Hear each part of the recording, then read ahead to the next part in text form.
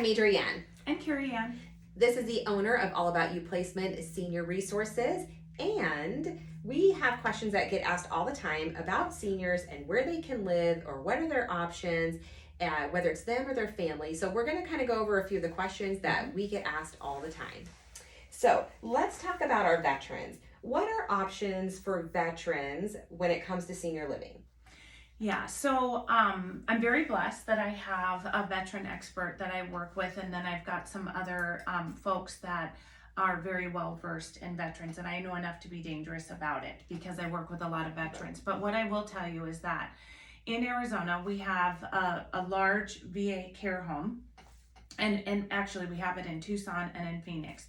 And then the VA also, if we have a veteran that has already registered and is going through the VA medically, then the VA has long-term care facilities, which would be kind of equal to nursing home, that the VA will pay for them to get into. So those two environments. Now, the sticky part with that is that there is a long waiting list. I've had some of my veterans that have been on the waiting list for the VA care home.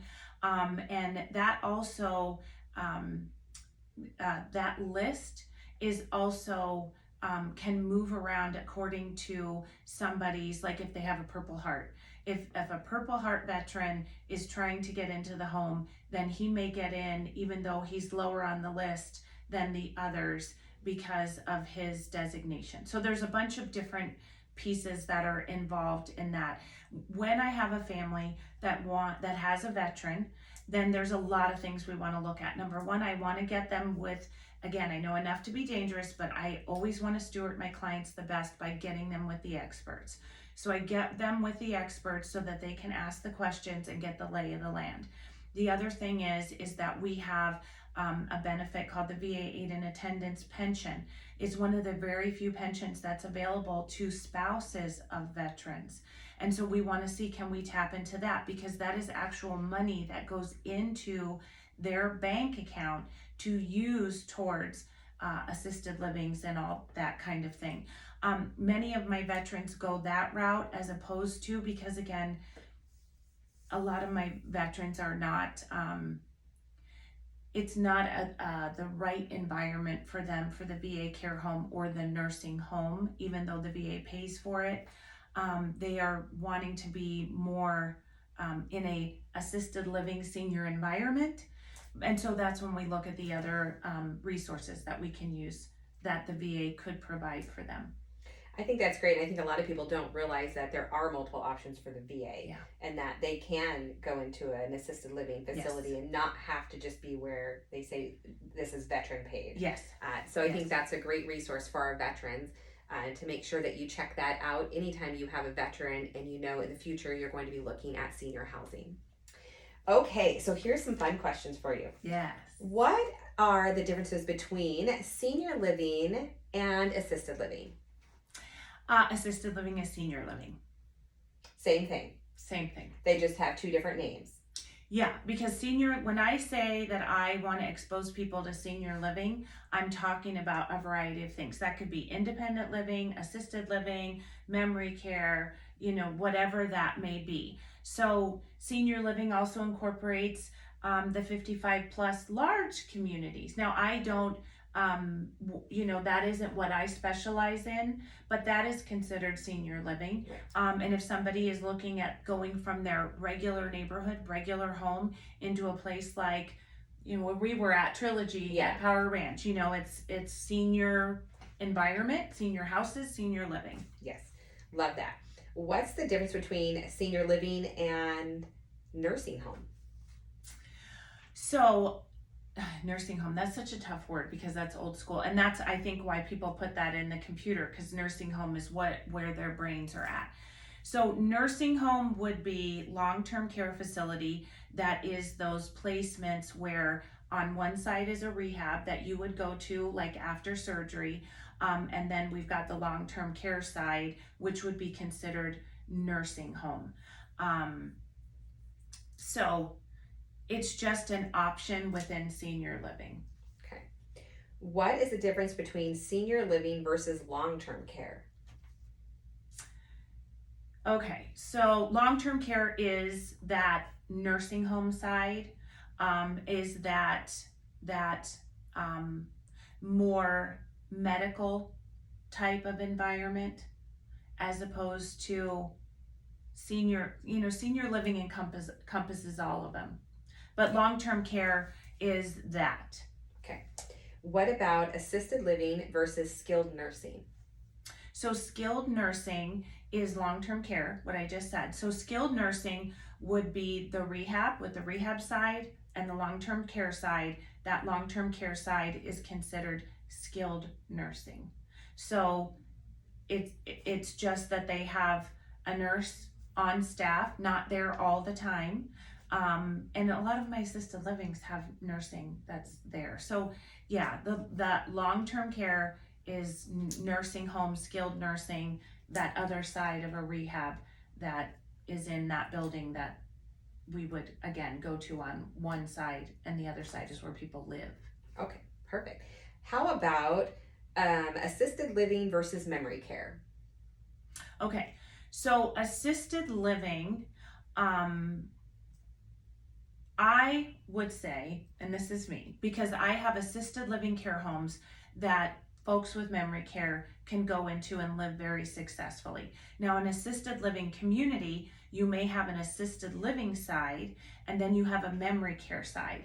The memory care side is still assisted living, but it is completely geared towards folks with memory issues, and it's secure. So it's all really assisted living. It's just that assisted living is its own entity, and memory care is assisted living that specializes in memory issues. I love that because they can really, if they had, as they're aging, if they might need to move, they're still in the same facility. Yeah, They're and just so yeah, moving for my across. couples, let's say a couple moves in and maybe one unfortunately goes past the ability set of assisted living because maybe they're wandering or whatever that may be, and they need to go to memory care. Well, then they just go to the other side of the community that specializes in memory care, and we've got the couple under one roof, but they're both getting the care that they need in a very unique way. I love that. What about assisted living versus home care? Yes, okay. So assisted living is just that. You are living in an environment where you are getting or could in the future get assisted living. It has that license over it, and they have the ability to take care of you all the way through the end of life and directed care licensing. Home care is a caregiver coming to your own home and providing you care assistance within your own home. And that can be done through a caregiving company. They are not a licensed company per se by the state of Arizona, but they're a business just like any other business. But their business is geared towards having caregivers that can come in and support families in their own home, very similar to assisted living, but it's coming into their own home. So now another question that we get asked a lot is, can you take your pet with you? Yes, you can.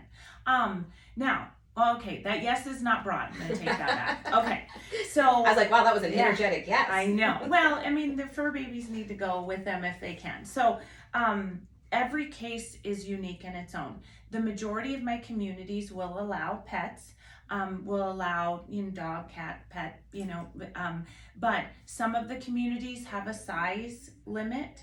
Others communities, they don't, as long as the dog has got its shots and is manageable by the resident. That's another part that's important to it. Now, assisted living again blends into care homes. So remember that when it comes to a care home, the majority of the care homes will not take a pet. And a big part of it is because if you have a care home and everybody that's living in the care home has a pet, you've got a house full of residents and a house full of animals, and we have to make sure that they can be taken care of. So it depends on the community. It depends on the size of the animal or how many you have, but each person is unique. And at all costs, if I am able to provide the proper options, that also allows the fur babies to go with my clients, I want that. So we figure it out. I love that. And I think too, I know when we'd worked with a client together, she was able to take her cats. And that's unusual because a lot of facilities, normally, dogs are allowed, but Yes. that some people have other type of animals that they are allowed to have at a facility. Yes, and each is unique, and that's why it's good to work with somebody local that has I've placed hundreds of people all over the valley. I know my communities, great relationships. We know the bandwidth of who they're willing to take. But when we do those assessments and we're talking to that person about finances and their history and their medical, their animals are also involved. And the client that we worked with, she's a super loving lady and she had so many cats. Yeah, she had lots of cats. So we had to kind of go, okay, not we, you did it because you're amazing. Two favorite cats. Pick your two favorites and then Adrianne rehomed the others. And you know what? And at that point, most of my families, or they might have a family member. Sometimes I've had situations where maybe the dog was too large, or maybe the animal wasn't manageable for my client because they still have to take them out and go to the restroom and take care of them, and it just wasn't going to work out. So a family member took the pet in and then does pet visits because that's okay. As long as they have their shots, nice. They can come do visits. I love that. So we try and figure it out the best way that we can. I love that. So now the last question, and you slightly answered it earlier, but what if I'm healthy, my spouse needs the extra help, can we move together? Absolutely. So with my couples, we look at them as a couple and then individually. So in the communities that we would look at for assisted living with that directed care license, like I've talked about previously, each individual person that moves into the community has their own individual care plan. That care plan is mandated by the state of Arizona and is directed by the doctor. And so for some of my folks, like if I have a husband and a wife, and let's say the husband may have some challenges that he needs some assistance with, or maybe some memory issues, but the wife is very independent and can do everything on her own, then when we go through the process, her care plan would read simply independent, needs no care. His care plan would be determined by communicating with her, him, doctors, what does he need assistance with is written on that care plan, and then that is what the community provides in care for him. And a big part of that is because a lot of my couples, the well spouse is declining because of taking care of the unwell spouse. So we know inherently with couples that we take care of each other, but we want the heavy lifting to be done by the community and the care team so that the wife continues to stay healthy and the husband, or vice versa, and the husband gets the care that he needs. And also too, because maybe she wants to go on a day activity with her friends and he needs assistance. She needs to be able to go knowing that no matter what, he's getting his meds, he's getting to meals, he's getting all the things that he needs done. So with couples, that's how we work that. The individual care plans are put together, and that changes through time. It's kind of a fluid living thing, but we can get our couples together. The thing that I tell a lot of my families that's super important too, and this is something that can be challenging, is that when my folks, and I see this a lot, when my folks stay in their home by themselves maybe too long. And so we have two folks where one is really, really compromised, whether that be a combination of medical and cognitive or one or the other. Then when I'm looking at environments, I have to look at the environment that fits them both most together. But then I have to look at the unwell spouse, and many times I have to gear the environment more towards them, and the well spouse has to kind of just adjust. Because when we look at two people like that, the unwell spouse unfortunately is not going to be able to rise to the skill set of the well spouse. It's the well spouse that has to kind of adjust for the environment to be able to truly take care of their loved one properly. And I see on that though, does that help the well spouse because they're not having the burden of all of that care? Yeah. So even though they're having to adjust, I feel like that has to be a burden that's released from them, of having someone else helping them, someone to helping take the care. Or if, because they are well, maybe they haven't been able to go out in years to have dinner with their kids or go out with their girlfriends because they've been locked in. Well, caregiver breakdown is a true thing, whether it's a male or a female, and it breaks my heart because I have had couples where my well spouse has passed before the unwell spouse, and it's tragic and awful because they have not attended to their own needs, and they're taking care of their loved one, and many times they get sicker than the one they're taking care of, and that breaks my heart. So that is where I really want to dig in with families to get, even if it's home care, if they're not willing to look at assisted living or ready for that, let's get something in to equal out that distribution of the care that's going on, because it can be very tragic. So yes, it changes life for everybody, and the other thing is that, especially for us ladies, when our hubbies need help, and especially as we get older, the gals are like, well, you're not taking my job from me.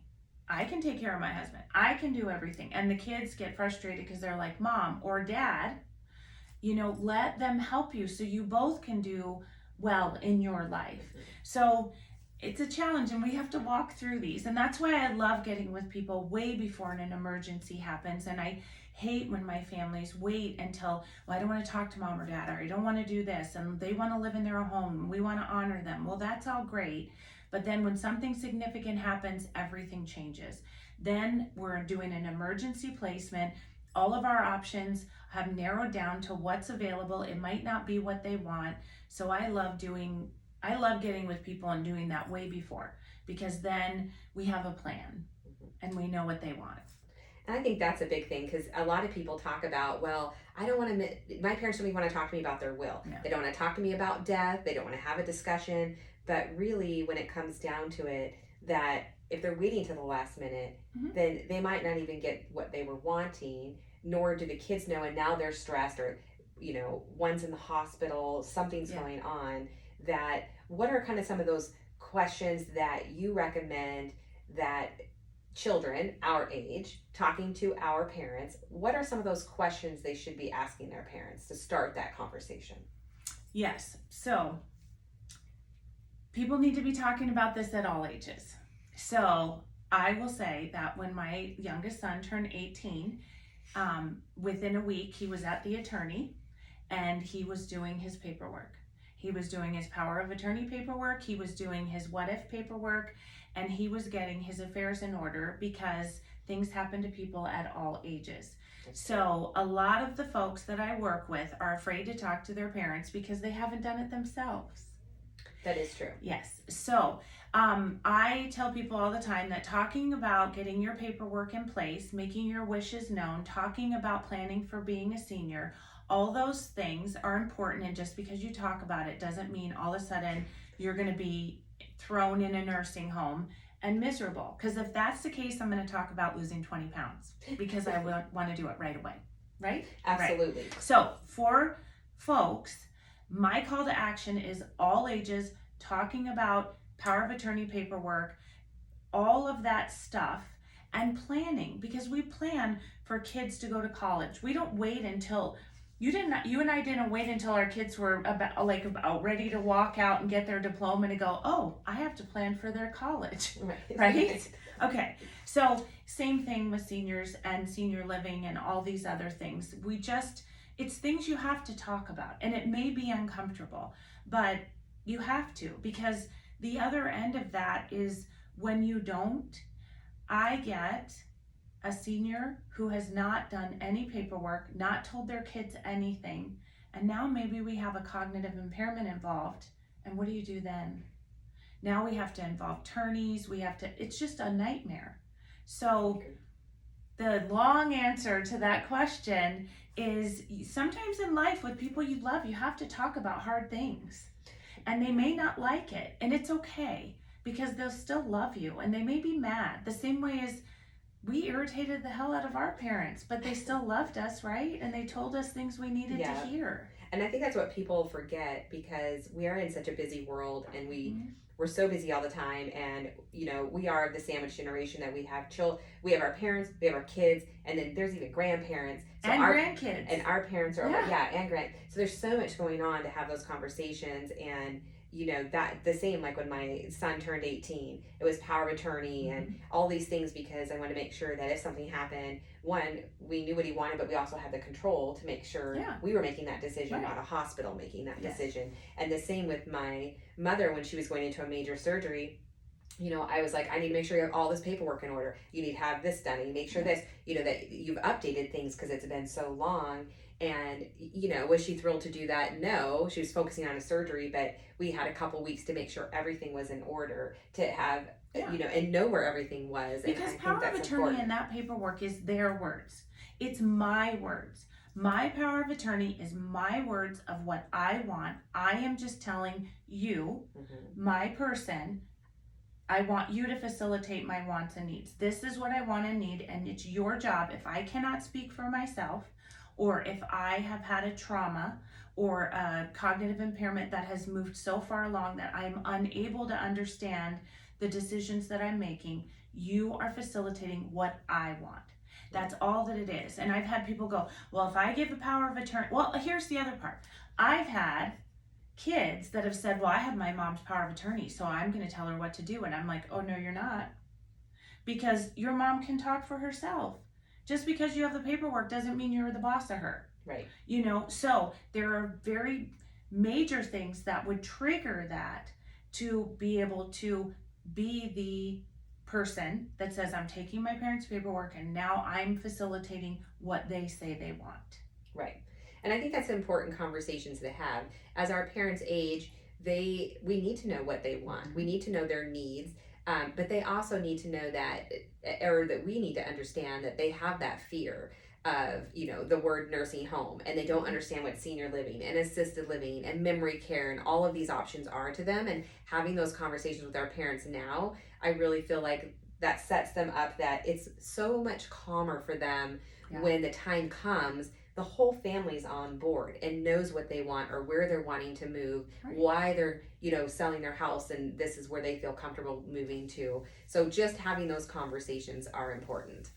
So if you have questions about any of this, reach out to this one. She's happy to answer those for you and set up a time to talk with you about making a future plan for you or your family. Perfect. Okay.